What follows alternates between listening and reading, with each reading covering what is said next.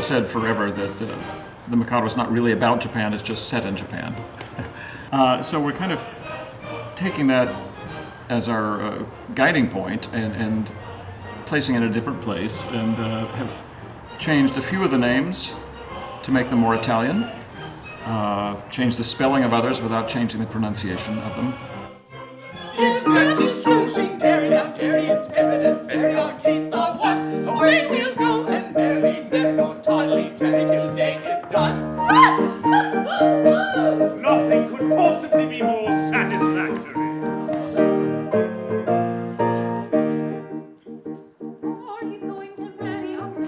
And any time something is set in a different place or time period, you hope that you'll notice something new that you hadn't noticed before just because the setting is different.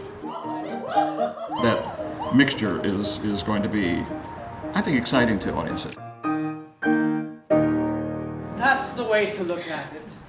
Don't let's be downhearted. There's a silver lining to every cloud. Certainly. Let's be perfectly happy. By all means, let's thoroughly enjoy ourselves.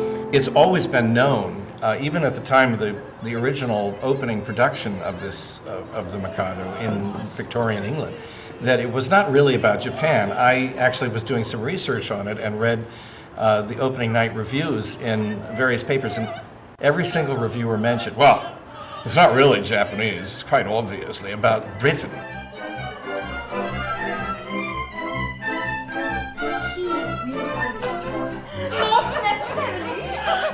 Bless you. You're much more likely to see an updated production with different kinds of costuming, and in a way, that's all we're really doing. It's still the same show.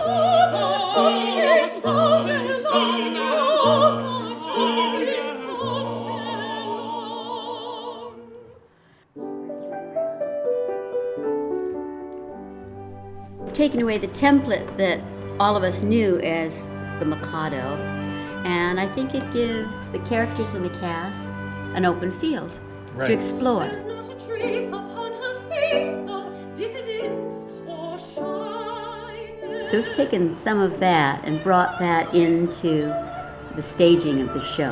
There's that feeling of movement and openness and excitement. For me, the great advantage of this is that there is a freedom of emotion and a freedom of movement that you don't have in a traditional Mikado.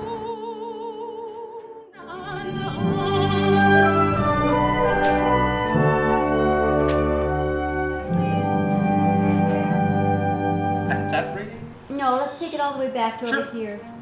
Consequently, that gentleman is as good as dead. Practically, he is dead.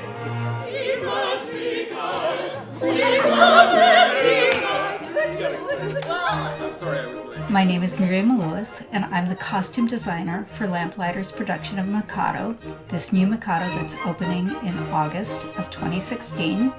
Available to me was a wealth of research material. This represents a small amount of the material I looked at. What I have here are things that inspired me for the color palette, for the cut of the costumes, for attitudes of men and women. If you look at these closely, you see a lot of social activity, a lot of movement.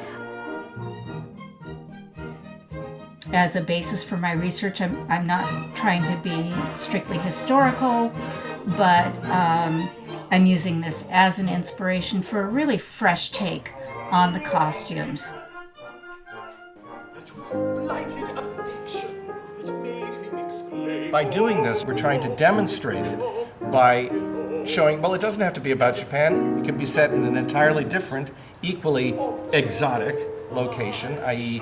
Renaissance Italy, the Italy of Michelangelo and Raphael and Botticelli, and still really be about England, or about actually everybody.